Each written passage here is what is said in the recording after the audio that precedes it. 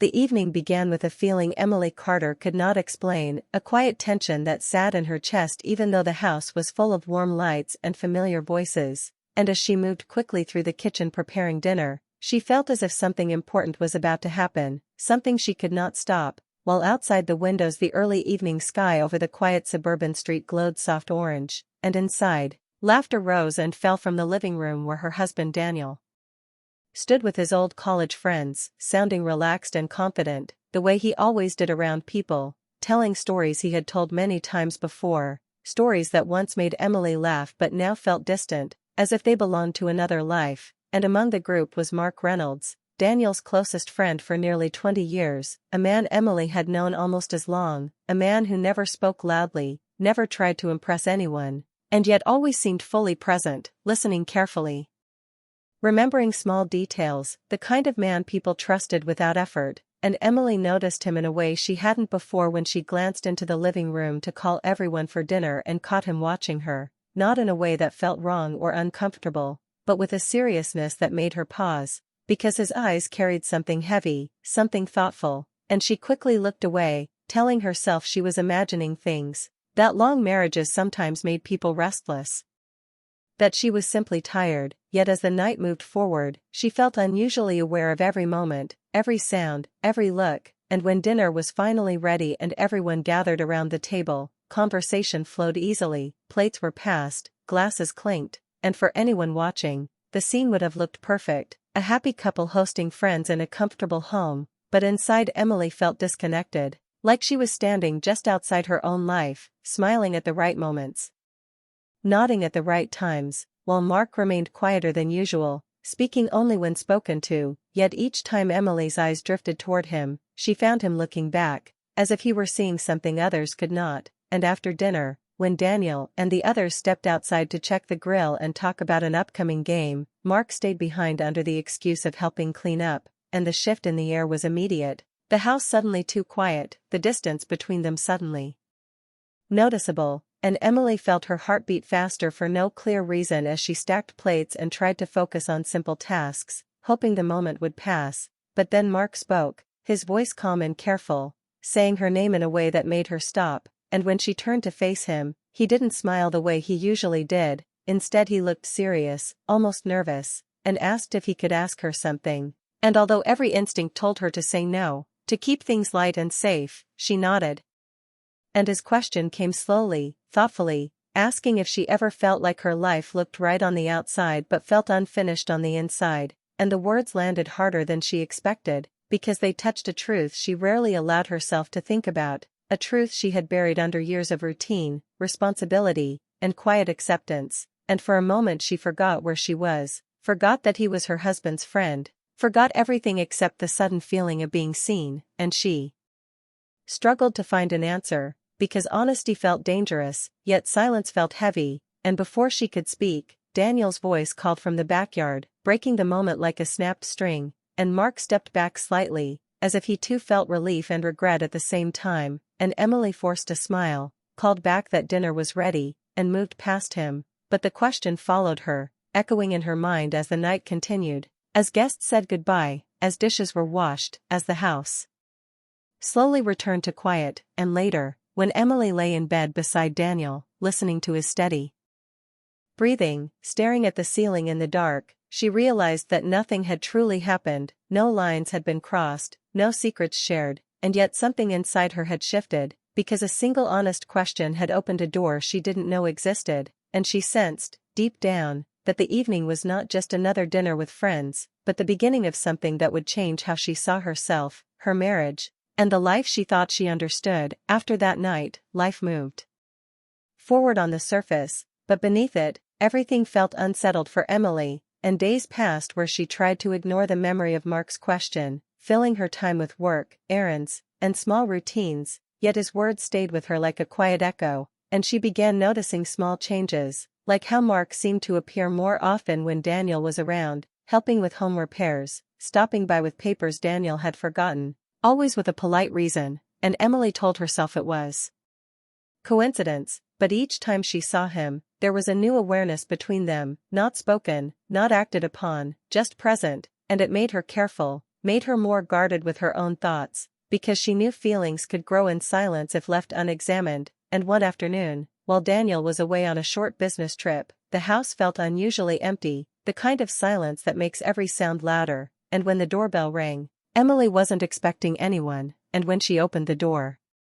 and saw Mark standing there holding a thin folder, she felt a brief rush of surprise and uncertainty, but he explained calmly that Daniel had left some important documents in his car, and she hesitated for only a moment before letting him in, telling herself it was harmless, that she was overthinking, and they sat in the living room across from each other with space between them, sunlight coming through the window, and the quiet stretched longer than felt comfortable, and Mark finally spoke,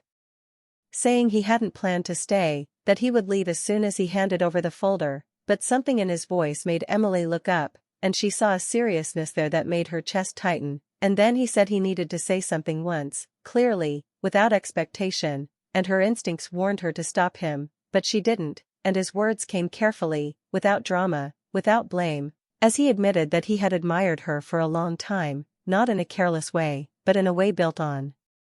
respect, that he noticed how much she carried quietly, how she always supported others while asking little for herself, and that he often saw a loneliness in her eyes that reminded him of his own past, and as he spoke, Emily felt a mix of shock and clarity, because the truth in his voice made it impossible to dismiss, and yet it also crossed a line she never expected to face, and she stood up quickly, her heart racing, telling him this conversation was not appropriate, that she was married,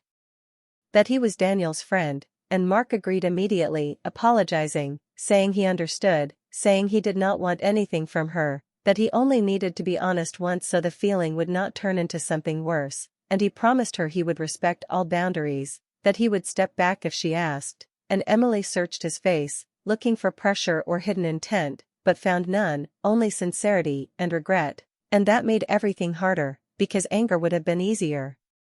And when he finally stood to leave, he placed the folder on the table and said quietly that he was sorry if he had caused her pain, and after the door closed behind him, Emily stood alone in the silent house, her hands shaking slightly as she leaned against the wall, trying to steady her breath, because his words had stirred feelings she did not invite but could not deny, not desire, but awareness of how unseen she had felt for years, and that night, when Daniel called to say his flight was delayed, Emily sat on the edge of the bed holding the phone, answering kindly, normally, while inside her thoughts moved fast, questioning everything she had accepted as fixed and unchangeable, and when she finally lay down to sleep, her mind refused to rest, replaying the afternoon again and again, not because of what Mark had said, but because of what it had revealed about her own heart, and she realized with quiet fear that nothing physical had happened, no promises made, no rules broken, and yet her life felt different, as if a door had opened inside her that could not easily be closed, and she wondered how long she could pretend nothing had changed when the truth had already been spoken out loud. In the days that followed, Emily tried to return to the rhythm of her normal life, waking early, answering emails, making meals, and smiling through conversations, but everything felt slightly off, as if her world had shifted by a small degree and nothing lined up the same way again. And she became more aware of the quiet spaces in her marriage, the moments when Daniel spoke out of habit rather than interest, the evenings when they sat together but lived in separate thoughts, and she did not blame him or herself, because she knew life had slowly carried them there, and still she tried harder, listening more, asking about his day, hoping effort alone could rebuild what time had worn thin, yet her mind kept returning to Mark's honesty, not because she wanted more from him, but because his words had given shape to feelings she had long ignored, and she struggled with guilt for even thinking about it, reminding herself that attraction was not action, that awareness was not betrayal, and one afternoon, while running errands downtown, she stopped at a small cafe she used to love, hoping the familiar space would calm her, but as she stepped inside, she saw Mark sitting alone near the window, his jacket folded on the chair beside him, and the surprise froze her for a second before he noticed her. And they exchanged polite smiles, the kind people give when pretending everything is normal, and for a brief moment she considered leaving, but instead she walked over, telling herself avoidance would only give the situation more power, and they sat across from each other with cups of coffee between them, speaking carefully, starting with small talk about work and weather, until Mark finally addressed what sat between them, telling her he was sorry again, that he had not meant to complicate her life, that if she wanted him to disappear from her world